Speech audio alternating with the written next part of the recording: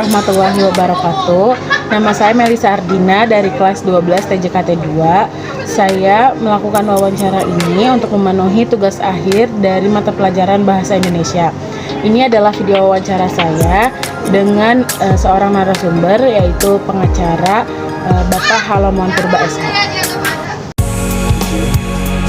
Nah, sekarang saya sudah bersama Bapak Halomon Purba. Jadi izin di sini saya akan menanyakan beberapa pertanyaan. Ya, betul. Yang pertama, mengapa Bapak tertarik untuk mengambil profesi ini? Ya, pada awalnya saya tertarik karena banyak hal ya, termasuk dalam hal masalah pribadi. Banyak masalah-masalah pribadi yang bisa saya selesaikan. Sekarang saya membuat belajar, dan juga bisa membantu orang lain. Ya. Pertanyaan kedua, siapa yang menjadi inspirasi Bapak untuk menjadi seorang advokat, atau ini adalah pilihan Bapak sendiri?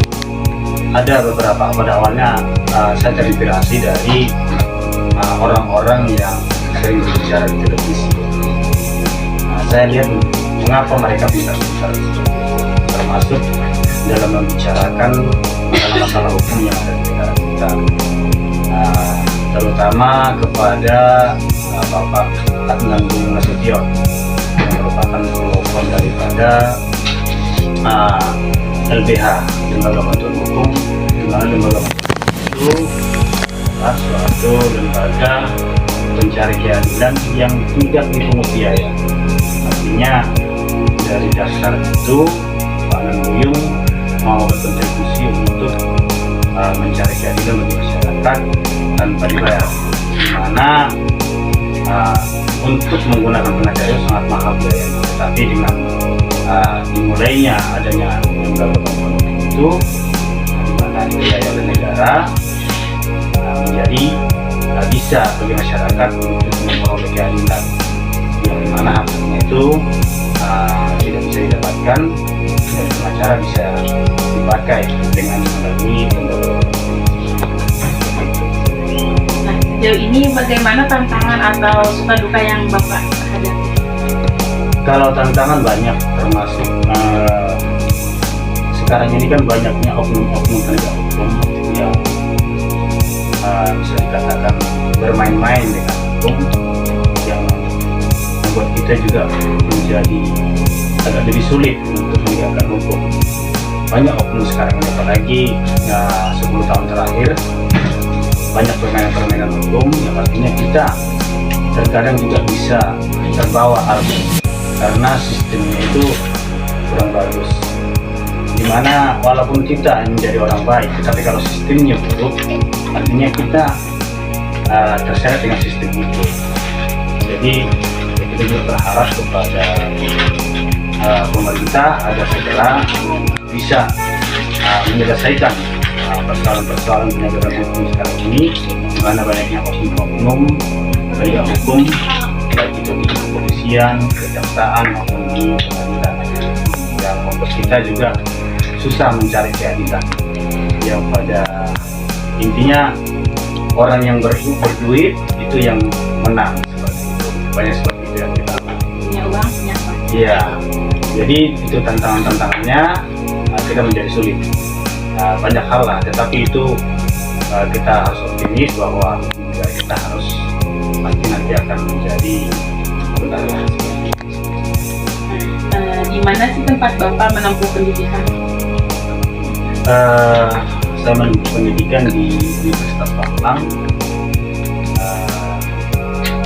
di mana di sana pendidikan ini sangat murah. Itu juga yang awal saya advokat, karena kuliah itu yang sebenarnya dulu dianggap mahal, kalau di Universitas Malang itu lumayan terjangkau. Kapan Bapak mulai termotivasi untuk menjadi seorang? Termotivasinya sekitar 2010, di mana pada saat itu saya selalu menonton Indonesia Warriors Club ya. Saat itu saya sering menonton, saya juga suka dengan acara itu, yang artinya saya Kenapa mereka bisa, saya tidak bisa? Jadi terinspirasinya sejak 2010 saat menonton Indonesia Raya. Kan Om dari 2010 kan sudah jadi hakim, dan sekarang juga sudah menjadi seorang advokat. Apa saja kasus yang Bapak tangani biasanya? Yang saya tangani itu ada perkara pidana dan perdata. Perkara pidana itu tentang kejahatan, baik itu kejahatan umum, kejahatan khusus. Kejahatan umum itu berupa ya perampokan, juga penipuan, penggelapan, pencurian. Kalau tindak pidana khusus itu kayak korupsi, terus perbankan, seperti itu yang saya tangani. Kalau perdata itu tentang yang pada saya tangani itu terkait dengan ahli waris, tentang waris, tentang manifestasi atau intervensi dan perbuatan melawan hukum. Itu yang pernah saya tangani.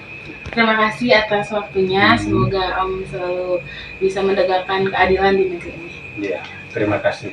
Kamu juga semoga sukses dan apa yang kamu ceritakan bisa tercapai. Amin. Kalau orang lain bisa, kamu pasti bisa. Yang penting semangat dan optimis. Terima kasih Om. Oke.